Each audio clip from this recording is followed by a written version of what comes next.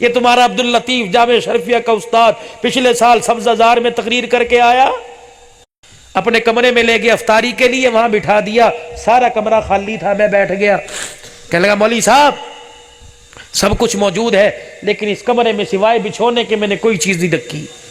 ہم نے وہیں مغرب کی نماز پڑھی، بارش بڑی شدید ہوئی پچھلے سال 27ویں شب کو۔ عبداللطیف صاحب رونے لگ گئے۔ میں نے کہا حضرت کیا پتہ ہے مولوی صاحب آپ کی معذوری کی وجہ سے مجھے ترس بھی آ رہا ہے کہ نیچے بٹھا رکھے، بار بار اٹھ رہے بیٹھ رہے ہیں، لیکن میں کیا بتاؤں جگہ بڑی برکتوں والی ہے۔ میں نے کہا کیوں؟ کہ میری بچی نے جب میٹرک کا امتحان دیا، کالج میں لاہور داخلہ لیا، تو میں نے اپنی بچی کو یونیفارم کے ساتھ برقع لا کے دیا، تو میری بچی برقع دیکھ کے کہنے لگی ابا کل داخلہ دلوانے گئے تھے، کسی نے برقع پہننا ہے، سب نے نہیں پہننا، میں جاؤں گی مذاق اڑائیں گے۔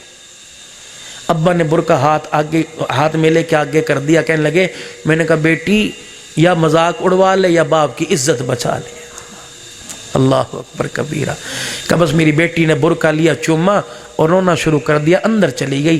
کہ مولوی صاحب وہ دن آج کا دن ہے، بیٹی کا صحیح طور پہ چہرہ میں بھی آج تک نہیں دیکھ سکا ہوں۔ مولوی صاحب تجھے کیا بتلاؤں، رات ہوتی ہے، میں اور میری بیوی چھپ چھپ کے دیکھتے ہیں یہ اللہ والی سوتی کب ہے۔ کتنا عرصہ ہو گیا اپنے بچی کو رات کو کبھی سوتے دیکھا ہی نہیں ہے۔ اللہ اکبر۔ کہ مولوی صاحب ایک دن میں میری بیوی اٹھے اور ہم نے اپنی بیٹی کو دیکھا مصلی پہ عبادت کر رہی ہے، میں اور میری بیوی رونے لگے۔ آج بیٹے کے کرتوتوں کو دیکھ کے ماں باپ روتے ہیں یا اس کی عبادت کو دیکھ کے رو رہے ہیں کہ ہم رونے لگ گئے۔ میں اپنی بیٹی کو دیکھ کے آیا، ٹھنڈا سانس بھرا، کلیجہ ٹھہرا، میں میری بیوی سوئے۔ اللہ اکبر، کیا دیکھتا ہوں، میری آنکھ لگی، خواب میں مجھے کالی کملی والے کی زیارت نصیب ہو گئی۔ رحمت دو عالم صلی اللہ علیہ وسلم اس کمرے سے تشریف لائے۔ مولوی صاحب جہاں آپ بیٹھے ہیں یا بالکل سامنے حضور آ کے بیٹھ گئے۔ میں اندر آیا، میں نے دیکھا حضور بیٹھے ہیں، میں نے کہا آقا آپ کہاں؟ فرمایا تیرے گھر میں آیا ہوں، یہاں رہنے کو میرا دل چاہ رہا ہے۔ اللہ اکبر۔ کہ مولوی صاحب اس وقت سے میں نے کمرہ خالی کر رکھا ہے۔ یہ جامعہ اشرفیہ کا وہ روضۃ الاطفال ادارہ ہے، وہاں کے استاد کہنے لگے مولوی صاحب میرے اس کمرے میں آج تک کوئی چیز کرسی وغیرہ نہیں بچھائی ہے، ایسے گھر بھی تمہیں اس دھرتی کے اوپر نظر آئیں گے میرے۔ اپنے گھروں کو حقیقت کے اندر گھر بناؤ، اجاڑو مت۔ ٹھیک ہے موبائل لا کے دیا، بچوں کا شوق پورا کیا، اور بڑی بڑی سکرینیں 56 انچ کی لگا کے دی ہے۔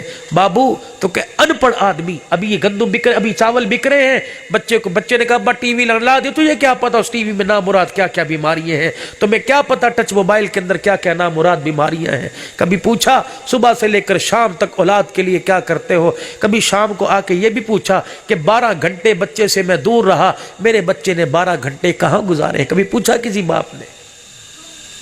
کن کے حوالے تم اپنے بچوں کو کر رہے ہو، کن کی زندگی اپنے بچوں کی بری ہے؟ تو معصوم کنویں ہیں، اللہ کے واسطے اپنے بچوں کا خیال کرو۔ حضرت لاہوری کا قصہ سناؤں گا۔ حضرت شیخ الہند کے پاس آپ کا سسر آیا تھا اور کیسے رشتہ کہا تھا، اور حضرت لاہوری گیلے کپڑے پہن کے کیسے نکاح کی مجلس میں آ کے بیٹھ گئے تھے۔ انشاءاللہ تمہیں سناؤں گا، سیدہ فاطمہ کی شادی بھی تمہیں سناؤں گا، لیکن بابو سنو اس نیت سے کہ اللہ عمل کی توفیق عطا فرما دے۔ محرم الحرام کا مہینہ، نواسے کا شان سنا، اب یہ سفر ربیع الاول آ رہا ہے، نانے کا شان سنو۔ ہم نے کیا کرنا ہے؟ صرف شان سننا ہے؟ نہیں، ان کے شان کو سن کر ان کی زندگی کو اپنی زندگی کے اندر لے کے آنا ہے۔ ان سالانہ پروگراموں میں ایک گھر بھی بدل گیا، ایک گھر کا نقشہ بدل گیا، ایک آدمی کے چہرے کا نقشہ بدل گیا، یقین جانو جلسے کامیاب ہو جائیں گے۔